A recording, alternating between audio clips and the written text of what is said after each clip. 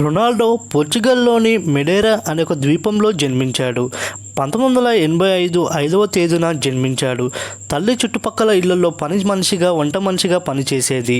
తండ్రి తోటిమాలిగా పనిచేస్తూ part టైంగా football క్లబ్లో కిట్మ్యాన్గా పనిచేసేవారు. అంటే ఆటగాళ్ళకి కిట్స్ అందిస్తూ వాళ్ళ రూమ్ని క్లీన్ చేస్తూ ఉండేవారు. కుటుంబం పేదరికంలో ఉండడం, తాను జీవితంలో ఏది సాధించలేకపోయానని బాధతో రొనాల్డో నాన్నగారు మద్యానికి అలవాటు పడి బానిసగా మారిపోయారు. తాగినా కానీ రొనాల్డోని మాత్రం చాలా బాగా చూసుకునేవారు. చిన్న వయసులోనే రొనాల్డో నాన్నగారు రొనాల్డోకి ఫుట్బాల్ గేమ్ని పరిచయం చేశారు. మొదట్లో ఏదో సరదాగా ఆడినా కానీ తర్వాత ఫుట్బాల్ గేమ్ని తన జీవితంగా తీసుకున్నాడు. రొనాల్డో ఆడడానికి ఫుట్బాల్ లేకపోతే గుడ్డ ముక్కలతో బాల్ని తయారు చేసుకొని దానితో వీధుల్లో ఆడుతుండేవాడు. సరైన ఫోకస్ లేకపోతే వాళ్ళ బంధువులతో ఎవరైనా వాడే షూస్ ఉంటే వాటిని వాడుకునేవాడు.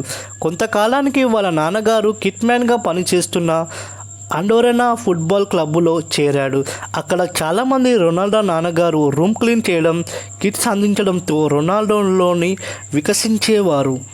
తర్వాత 12 ఏళ్ల వయసులోనే స్పోర్టింగ్ సిప్ క్లబ్లో చేరడం కోసం చిన్న వయసులోనే కుటుంబాన్ని, ఇంటిని వదలాల్సి వచ్చింది. ఇక చదువు, ఆటల్ని కూడా ఒంటరిగా ఆ నగరంలో సాధించాలి. అక్కడ కూడా అతని భాష తీరు చూసిన ఆ క్లబ్లో ఇతర ఆటగాళ్ళు ఎగతాళి చేసేవారు. వాళ్ళందరికీ గేమ్ ద్వారానే సమాధానం చెప్పాలనుకున్నాడు. తన టీచర్ రొనాల్డో పేదరికం గురించి విసిగిస్తే మాటలు అనడంతో కోపంతో టీచర్ మీదకి కుర్చీ విసిరేశాడు. దాంతో రొనాల్డోని స్కూల్ నుండి తీసేశారు. ఇక రొనాల్డోకి చదువు మీద ఇంట్రెస్ట్ పోయింది. ఇదే విషయం వాళ్ళ అమ్మగారికి చెబితే ఆమె కూడా ఒప్పుకోవడంతో ఇక పూర్తిగా దృష్టి ఫుట్బాల్ మీద పెట్టాడు. ఎలాగైనా ఎప్పటికైనా ప్రపంచంలోనే గొప్ప ఫుట్బాల్ ప్లేయర్గా మారాలనుకున్నాడు. ఫుట్బాల్ గేమ్లో ఆట పూర్తయ్యే లోపు ఒక ఆటగాడు సుమారు 10 కిలోమీటర్ల దూరం పరిగెత్తవలసి ఉంటుంది. దానికి చాలా స్టామినా ఉండాలి. అందుకోసం చిన్న వయసు నుండే చాలా కష్టపడి ట్రైనింగ్ అయ్యాడు. కొన్నిసార్లు అయితే ఉదయం మొదలు పెడితే సాయంత్రం వరకు ఆపకుండా ఆడేవాడు. ఆటను ఇంప్రూవ్ చేసుకోవడానికి తనకన్నా పేదవాళ్ళతో కలిసి ఆడేవాడు.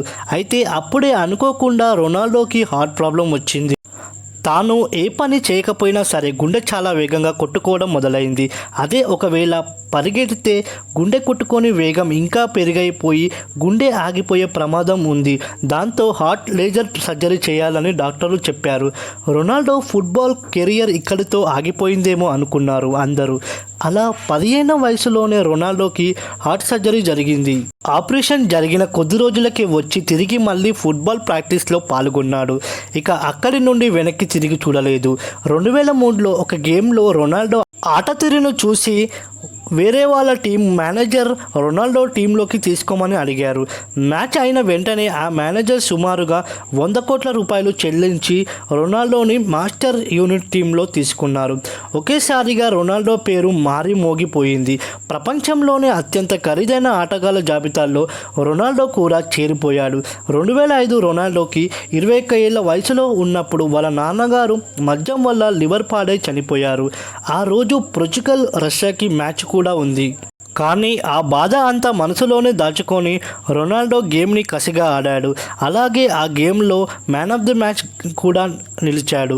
ఇక రొనాల్డో ఆట గురించి చెప్పాల్సిన అవసరం లేదు.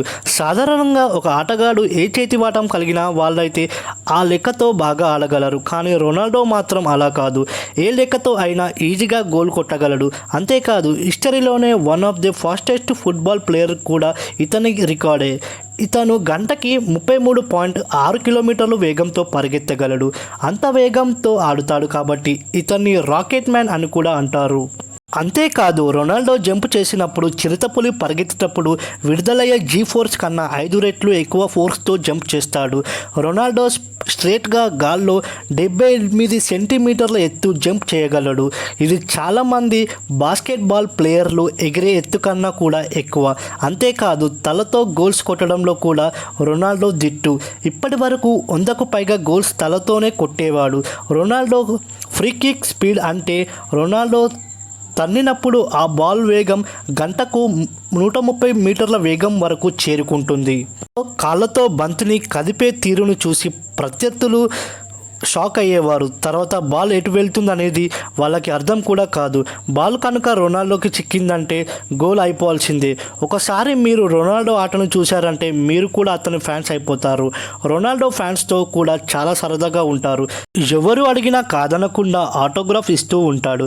ఒక మ్యాచ్లో బాల్ని తన్నితే అది స్టేడియంలో కూర్చొని మ్యాచ్ చూస్తున్న ఒక వ్యక్తి ముఖానికి తగిలింది. అందుకు గాను ఆ మ్యాచ్ అయిన తర్వాత రొనాల్డో గుర్తుపెట్టుకొని మరి వెళ్ళి సారీ చెప్పిన తన జెర్సీని ఇచ్చాడు. రొనాల్డో ఎంత గొప్ప ఆటగాడో అంత గొప్ప మనసున్నవాడు కూడా. ప్రపంచంలోనే ఎక్కువ డబ్బుని విరాళంగా ఇచ్చే ఆటగాళ్ళ జాబితాలో రొనాల్డో ది నెంబర్ 1 ప్లేస్. 2009లో వాళ్ళ అమ్మగారి క్యాన్సర్ వచ్చినప్పుడు ట్రీట్మెంట్ ఇచ్చిన హాస్పిటల్కి క్యాన్సర్ సెంటర్ని నిర్మించడానికి సుమారుగా ₹1 కోటి విరాళంగా ఇచ్చాడు. 2012లో తను సాధించిన గోల్డెన్ బూట్ అవార్డుని అమ్మితే €1.5 మిలియన్లు అంటే సుమారుగా ₹11 కోట్ల చిన్నపిల్లల చదువు కోసం ఇచ్చేశాడు. 2013లో సేవ్ ది చిల్డ్రన్ ఫౌండేషన్కి గ్లోబల్ అంబాసిడర్గా మారాడు. 2014లో ఒక చిన్న పిల్ల బ్రెయిన్ సర్జరీ కోసం $83 ఇచ్చాడు. 2016లో UEFA ఛాంపియన్స్ లీగ్లో గెలుచుకున్న సుమారుగా ₹5 కోట్ల చారిటీగా ఇచ్చేశాడు. ఎప్పటికప్పుడు హాస్పిటల్కి వెళ్ళే అక్కడ చిన్నపిల్లల ఆపరేషన్కి అయ్యే ఖర్చులు భరిస్తూ ఉంటాడు. ఇలా 1-2 కొన్ని కోట్ల రూపాయలు విరాళంగా ఇస్తూ ఉంటాడు. అందుకే ఇప్పటికీ మోస్ట్ చారిటబుల్ స్పోర్ట్స్ పర్సన్గా టాప్ ప్లేస్లో ఉన్నాడు రొనాల్డో. అంతేకాకుండా ఎక్కువ బ్లడ్ డొనేట్ చేస్తూ ఉంటాడు. దానికి అడ్డు రాకుండా ఇప్పటి వరకు తన ఒంటి మీద ఒక టాటూ కూడా వేయించుకోలేదు. ఎక్కడో చిన్న ద్వీపం నుండి వచ్చి ప్రపంచంలోని అన్ని ఖండాలలో తన పేరు వినబడే స్థాయికి చేరుకున్నాడు. నిన్న జరిగిన మ్యాచ్లో పోర్చుగల్ ఓడిపోయింది. క్రిస్టియానో రొనాల్డో ఇక రిటైర్మెంట్ ఇస్తాడు అనే ప్రచారం కూడా జరుగుతుంది. We miss you Cristiano Ronaldo. ఈ వీడియో మీకు నచ్చితే లైక్ చేయండి. ఛానల్ని కొత్తగా చూసేవాళ్ళు సబ్స్క్రైబ్ చేసుకోవడం మాత్రం అస్సలు మర్చిపోకండి.